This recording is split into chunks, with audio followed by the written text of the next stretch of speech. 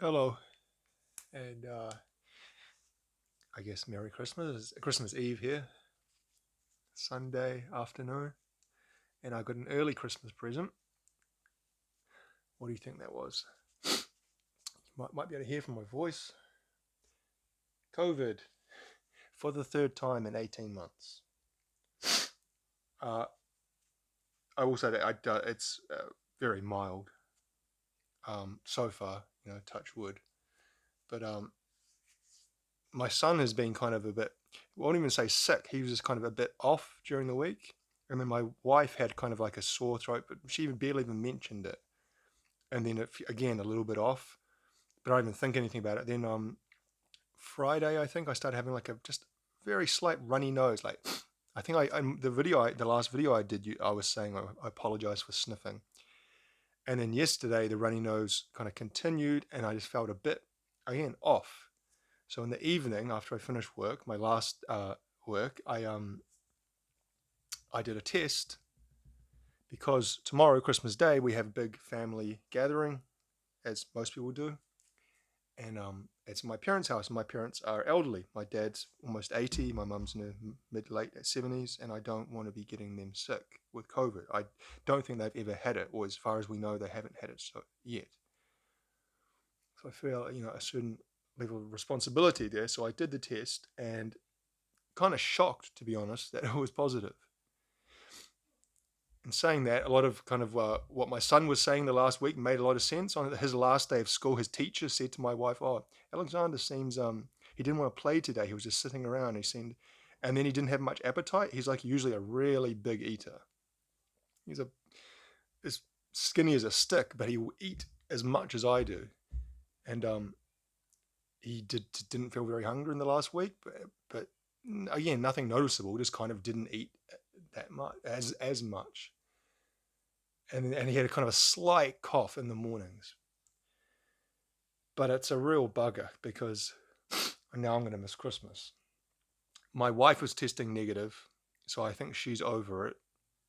And she every time she's had it 3 times. We've all had it 3 times now. She every time she gets over it super quick, barely affects her. My son seems to be testing negative, although I don't want to shove the thing up his nose too far. So I'm not 100, but he seems absolutely fine. And so I'm the last one to get it, and I'm the one who is positive for COVID on Christmas. So I'm going to miss our family Christmas. And that's a real shame because last year we didn't have a family Christmas because most of my family was away and we couldn't get together.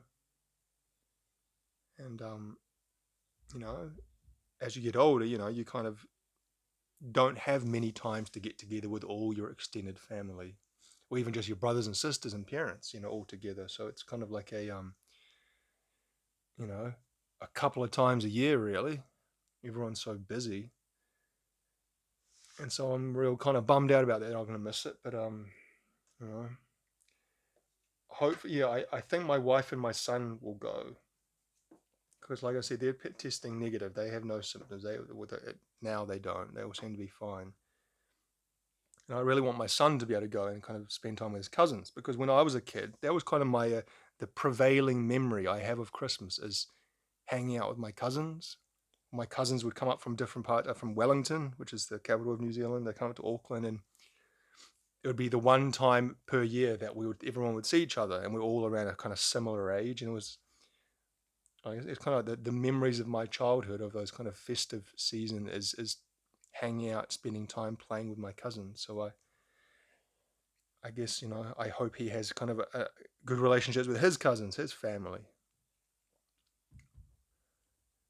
But yeah, I'm kind of just really annoyed, I guess. But it's been in the news recently. COVID is everywhere at the moment in New Zealand. It's kind of having a wave, and I know that a lot of people, or if anyone listens to this, the 10 people who watch these videos, everyone's going to got varying views on COVID. And some people, as soon as you even mention it, like, who, why do you care? It's why did you even test? It's like, well, I don't want to make other people sick. I think that we kind of have.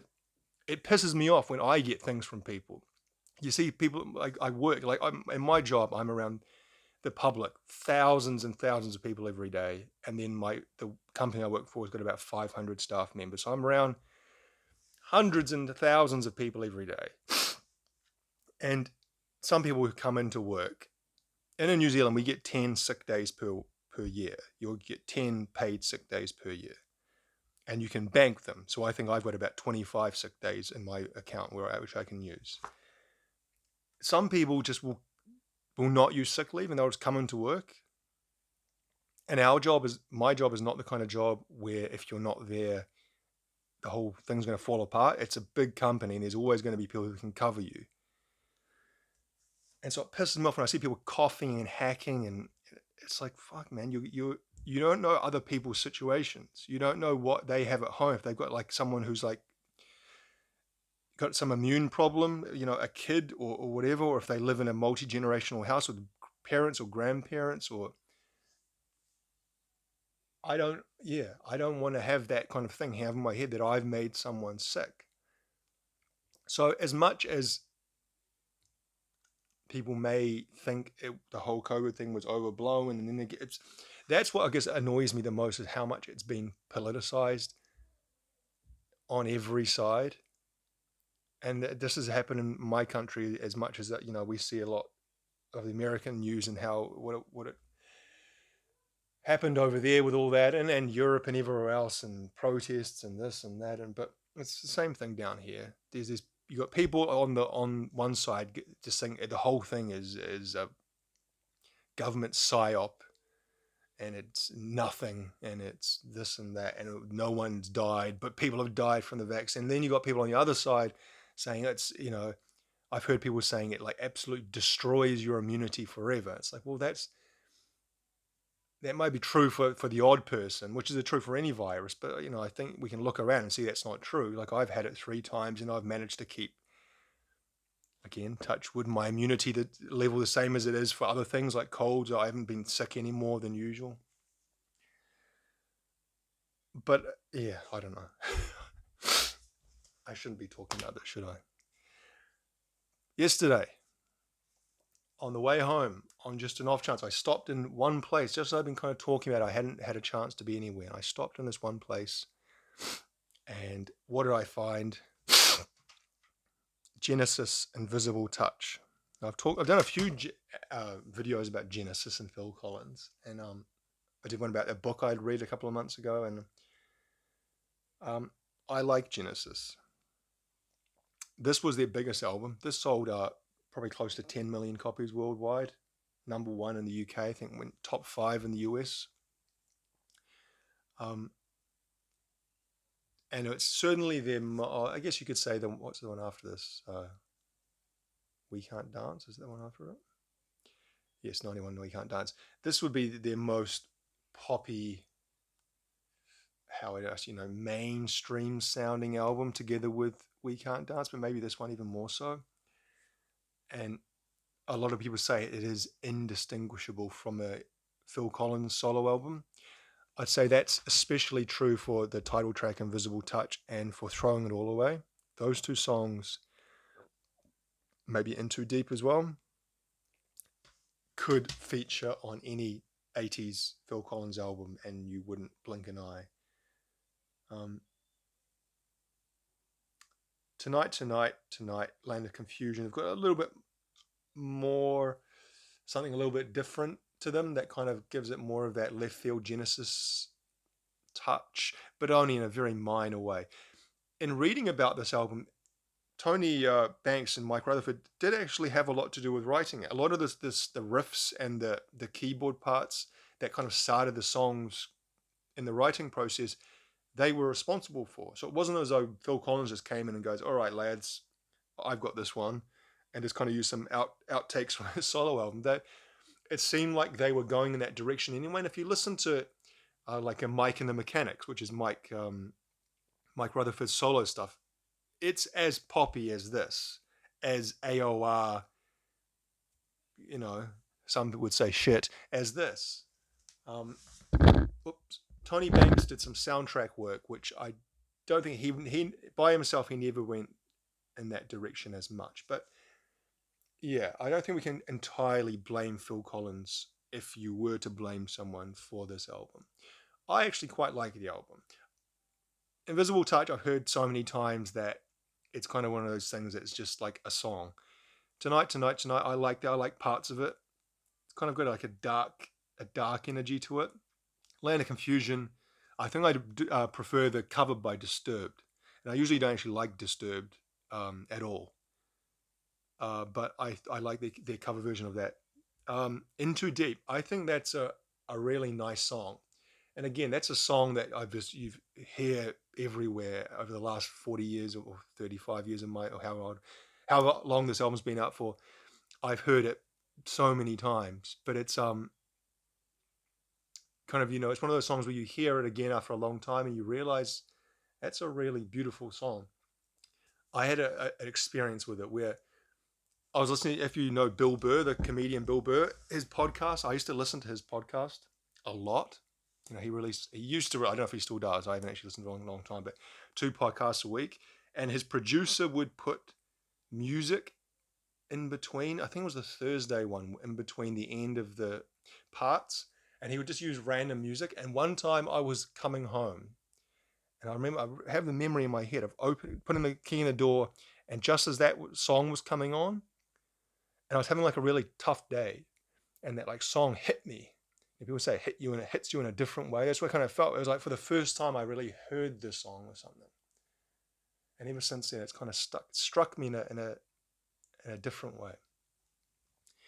Anything she does, I don't like that song. You know what I don't like is the horns they use in it. Any horns in this album they use, that's kind of maybe what dates the album especially, is their use of the horns, which sounds like synthetic synthesizer horns, and even more than that, the thin, tinny E drums that Phil Collins uses. Dates it so heavily to the 80s, but also just doesn't help the songs in any way whatsoever. It would be really interesting, not just the album, I guess, you can't really say this because an album is of its time and that's kind of what gives it some of its charm, but taking an album like this, getting rid of the E drum, putting on proper live drums, taking out the overly ATI synth sounds and making it more, not even modern, just more, I don't know, stripping out some of just the cheesiness of it. It's like, again, the horns. I cannot stand synth horns. They never sound good. And Phil Collins fucking loves them. If you listen to like No Jacket Required and Face Value, stuff like that, he's fucking pours them into those albums. Awful. Get rid of it. Domino, I like Domino. Domino's kind of a wacky song. And again, it's got some cheesiness and some 80s to it, but I think that's the most genesis of the songs on this. Throwing it all away. Oh, motherfucker, this elbow. Throwing it all away. Pure Phil Collins. I don't know if he actually wrote that from end to end, but it sounds so much like one of his solo songs. The Brazilian's an instrumental, and again, I think that's okay. I like Domino. It's got some kind of cheesiness to it, but I don't mind it. So in some ways, it's a classic album, Invisible Touch. But it is kind of tainted, I think, by the Phil Collins-ishness of it. Also, I got to say, that is an awful cover art, don't you think? The way that it has the empty space of the white around the edge, there's kind of this like nothing design with the hand. It's like it's put together by like, it's like when you remember like computers in the 90s, like you'd have Microsoft Publisher or something like that, and you could make like greeting cards, and it'd have like clip art or like kind of templates, and so they would all look kind of vaguely similar. This looks like it was made on some template on a computer program that they just say, oh yeah, the hand, will stick that on, and that and that and that. Yeah, Invisible Touch, it's got a hand, done. Next. Maybe there's deeper meaning to it, I don't know. The CD's in the player, that's why it's not in here. The condition of the CD is fine. I looked at the booklet last night. It's actually in very good condition for something that was probably bought in the 80s, the late 80s. It looks like it's barely been open. There's the boys. That's like blurry. I don't know if that's like a print error. I think it is, unless anything she goes being blurry is supposed to be anything she does is supposed to be some kind of artistic choice. I'm not sure.